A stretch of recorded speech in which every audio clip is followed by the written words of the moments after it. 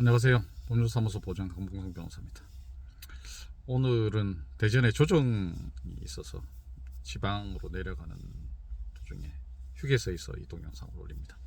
최근에 이제 빌라왕 전세 사기와 관련돼서 몇 가지 말씀드릴 게 있습니다. 오늘자로 중앙일보에서 빌라왕 전세 사기의 몸통은 부동산 중개법인이라는 다소 충격적인 얘기를 하고 있습니다. 안 그래도 제 개인적으로도 한 개인이 빌라를 500채, 1000채, 200채를 사서 이렇게 조직적으로 사기를 친다는 게 저도 믿을 수가 없었거든요.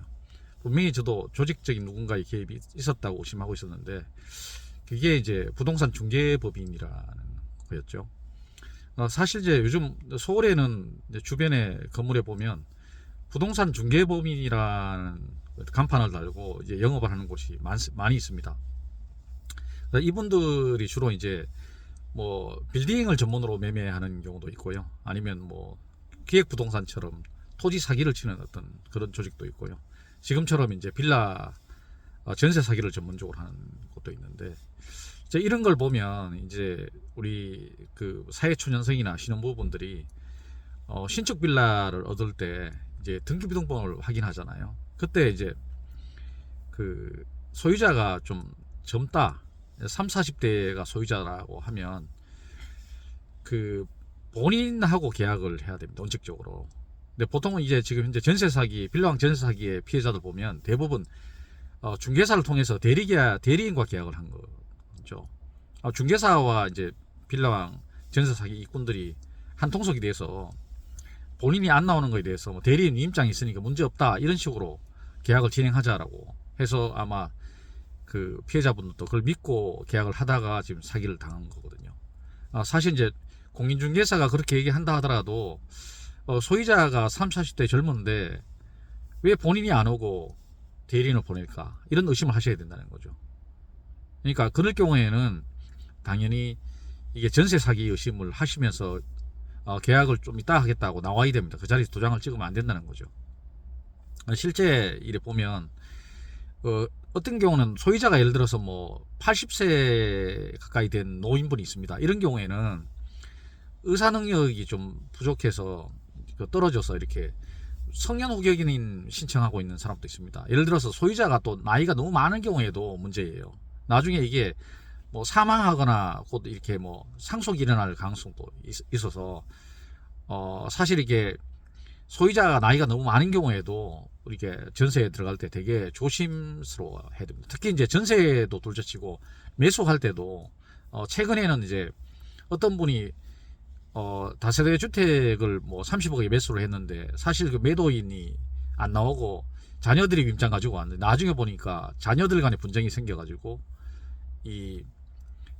소유권 이전 등기를 못 받는 그런 상황에 처해 있거든요. 그러다 보니까 지금 최근에 빌라왕 전세 사기를 통해서 이 피해자가 더 이상 발생하지 않으려면 소유자가 젊었을 경우 반드시 이임장을 가지고 온 대리인과 계약하지 말고 본인과 직접 계약하는 걸 추천하는데, 가급적이면 이제 전세 시세와 매매 시세를 정확히 알고 좀 지나치게 높다 하면 그쪽에 입주를 하지 않는 게 또 현명한 방법이기도 합니다.